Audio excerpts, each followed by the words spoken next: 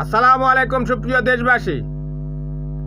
বাংলাদেশ থেকে বিতাড়িত নাস্তিক লেখিকা তসলিমা নাসরিন বলেছে, মুসলমানদের মাথায় যদি ধর্ম ঢুকে তাহলে মুসলমান হয়ে যায় সন্ত্রাসী, আর হিন্দুদের মাথায় ধর্ম ঢুকলে তারা হয়ে যায় সন্ন্যাসী।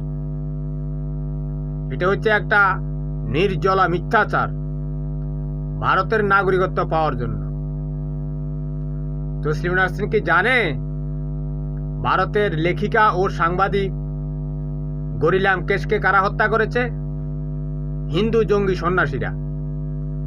সে কি জানে কালবুর্গি দেয়ালকার পাঞ্চারেকে কারা হত্যা করেছে? হিন্দু জঙ্গি সন্ন্যাসীরা। তসলিমা নাসরিন জানে না বাবরি মসজিদের শহীদ কারা করেছে? হিন্দু জঙ্গি সন্ন্যাসীরা। দর্শন কারা